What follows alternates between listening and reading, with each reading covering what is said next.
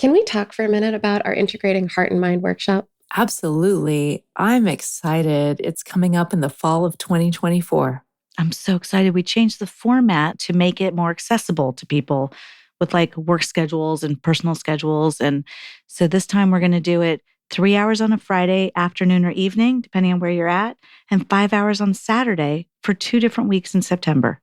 Yeah, it's so great. Like if you're finding yourself stuck in like sticky bad patterns or having communication issues or something like that, or if you want to just like get closer and trust yourself or your partner more, this is the workshop for you. Yeah, and individuals are welcome, couples are welcome. If you're interested in really thinking through how to serve yourself well inside of your relationships, then we've built a workshop that will support you in finding the ways that are just right for you. To sign up, head over to our website at whydoesmypartner.com/events.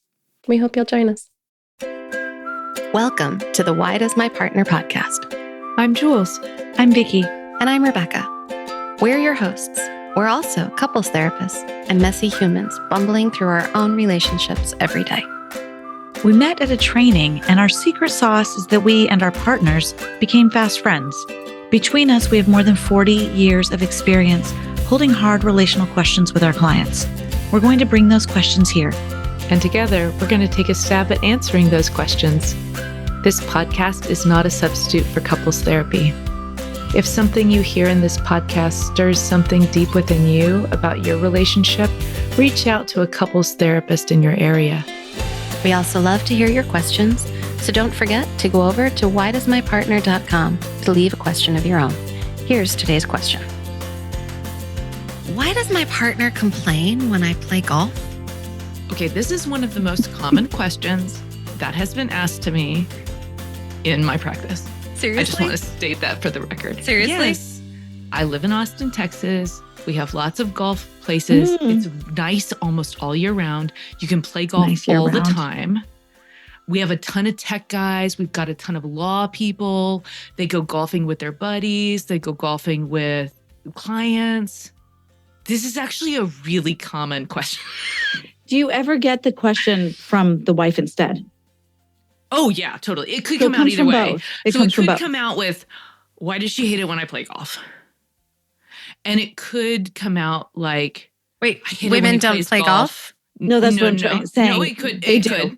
Okay. No, totally. I was just thinking about a friend of mine who's a woman who plays a ton of golf and whose partner would probably say, why does she play so much golf? That's okay. So that's totally exactly what I was wondering. It could be that. So but it also could be, sometimes. so most common, it is gendered for me. That's my personal experience with it, is that it's mostly would be a woman saying, oh my God, he plays golf so much. Why does he have to play golf so much? And then the guy going, why does she bitch at me about playing golf?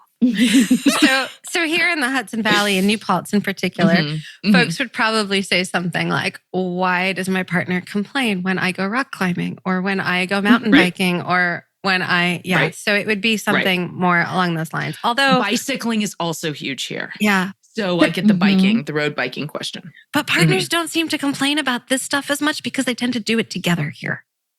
Gotcha. No, golfing, it's rare I find a couple who golfs together. Is it really? It's one of them loves the golf and the other one doesn't. Huh. Generally. I mean, maybe the few people who have not brought this to my attention do golf together, and that's why it's not an issue. I don't golf, by the way. I don't understand golf at all. I have. But I've hit a club here and there because it's a thing down here, but it's not something I do a lot. So I don't know enough about it to weigh in on how I feel about golf as a sport. So this has nothing to do with golf, ultimately. This question has nothing to do with golf, ultimately. This question has to do with, why is my partner choosing another activity they love instead of me? Yes. And this is a question about, why does my partner not support me taking care of myself or having fun? Yeah. Or doing something I enjoy. And I'm thinking about a couple who I'm also friends with, and he golfs and she does not. And he feels guilty when he golfs. And he's like, I'm sorry, I'm golfing again. And she says, I love that you're golfing. What? You think I want you to like get all stressed out and have a heart attack? Go. Because Golf it's more. activity. Well, I also want to point out that Sorry. yes, it can be all those questions, Jules, like you said, why spending time. Mm-hmm. This is also one that I want the partner asking, why is my partner complain about it? To really do a check-in of, is it the story in your head? Because right. Is the partner actually complaining? Is the partner actually complaining, or do you think that for some reason? And can you have a conversation together about that? Be it rock climbing, video games, whatever it is, you need to have a conversation together. Is it actually as upsetting as you're perceiving it? Yes. So I just want to is put that the out thing, there. I'm just thinking back to like when I was, I don't know, like 9 months pregnant, and James was climbing a lot with our friends. And he could have very easily asked, like, why does my partner complain when I go climbing with my friends? And at that particular juncture in life, well, I was like 9 months pregnant and he was away all day and I was anxious. So there could be other components that the question isn't really maybe about. Like you're saying, it's not about the thing that they're doing, but maybe there's another piece that's underneath this. Like, what's actually happening? What's the actual? If your partner's upsetting, right? And I'm thinking, if your partner's complaining about anything, there's probably something that they should. There's probably an ask that they're not saying out loud. Like they're not making a direct request when they're in a complaint, and that complaint, could be turned into a direct request. If you are complaining, hold on, U-turn, see if you can word that in a way that's actually a request, and then check yourself. Yeah. Would it be okay if I heard no? Because if not, it's not a direct request. It's a demand disguised with a question mark.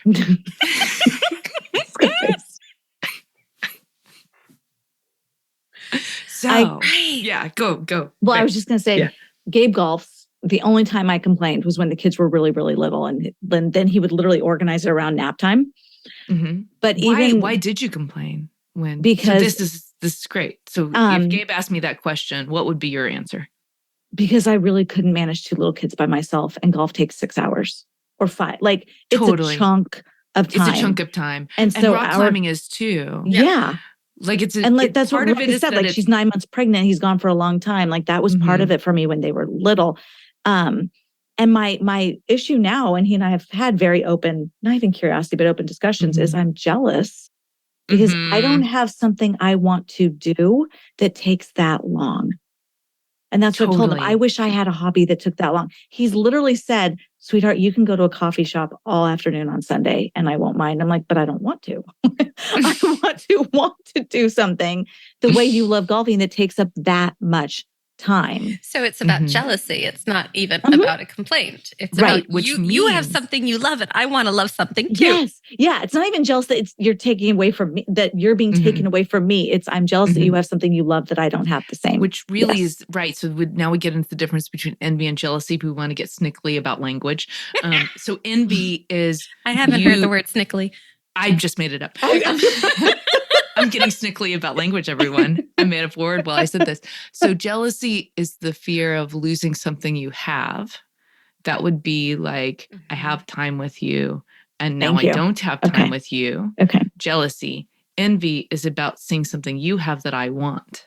Yes. So like envy, you have a car that I want, or you have a hobby that takes a really long time that I want. I want a hobby that takes that long. Both. You could be having both. Okay. Envy and jealousy. Let's get all snickly about it. With it. And here's what's at the bottom of this, I think, is about fairness. Yeah. Yeah. Yeah. It's like justice, right? Like I want things to feel good between us. But it's also like nickeling and diming. Totally. I once got into a discussion with a couple. I'm not kidding, about, was it fair that she liked yoga and spa days? So the kids were a little bit older, and he would take off work. They were not supposed to be together during this time. He would take off work sometimes on Fridays to go golfing, and she would take the day while the kids were at school and after school activities and stuff on a Friday to do a yoga class and then go to a sauna, and they would be gone the same amount of time. Okay. And then they were both complaining about each other's thing, thinking like, is it actually fair she's in a sauna? But is it actually fair he's playing golf? When actually those felt like super fair to me, but they didn't to them. But they didn't to them. They didn't to them. It could That's be so bizarre to me. that you're actually having a fairness thing. Yeah. Yeah. So what does that mean to you then?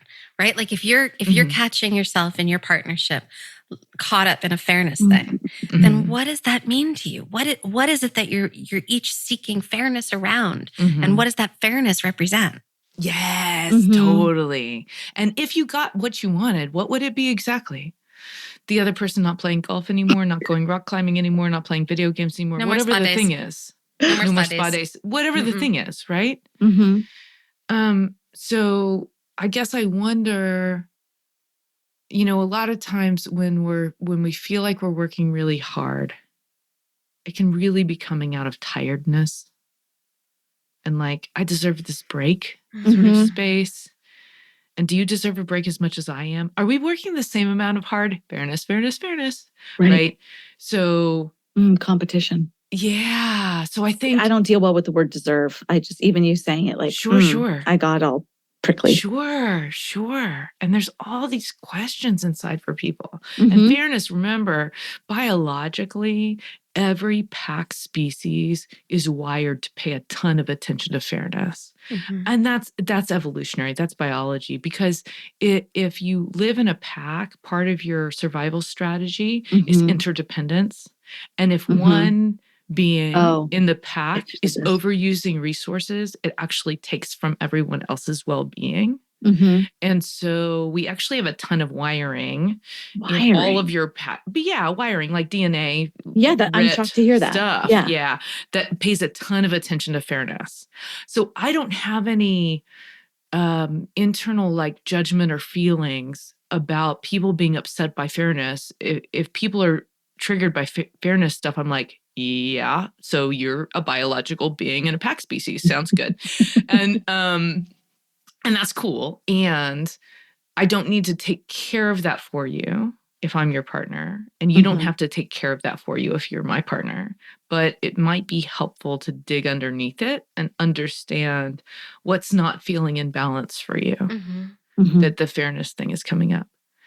And I've seen it in such a wide gamut. There's some times where somebody's just exhausted. They're working their butts off, but aren't saying it. And then are jealous the other person's taking time off. Right. You've got me thinking here a lot, Jules, because I'm thinking now about resources.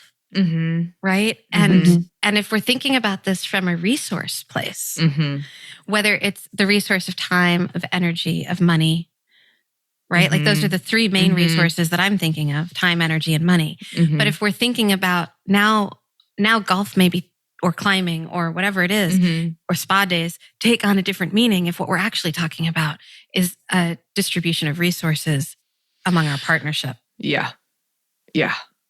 Attention or time with each other or self-care. Yeah.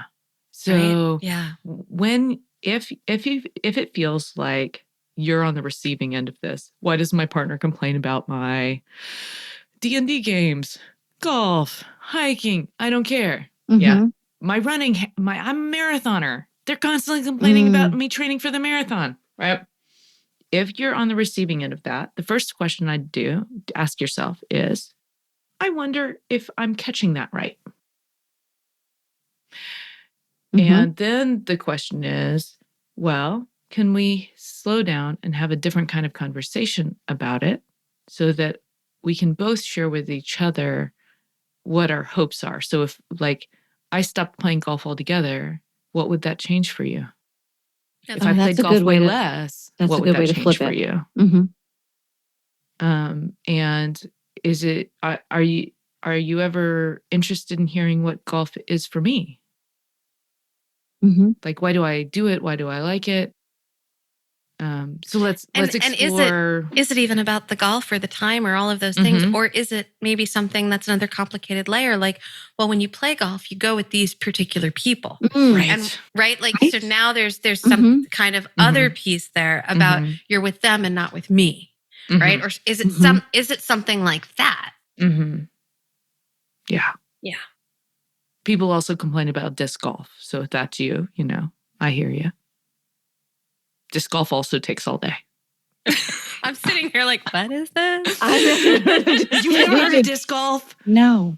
Okay, for those of you in areas of the country that don't have disc golf is awesome. It's a great way to throw a frisbee I was going to say at a pole. It's just, okay. And you play it in parks, and it's lovely. And I was thinking about it because you walk around with beer coolers usually down here when we play it. Oh my gosh.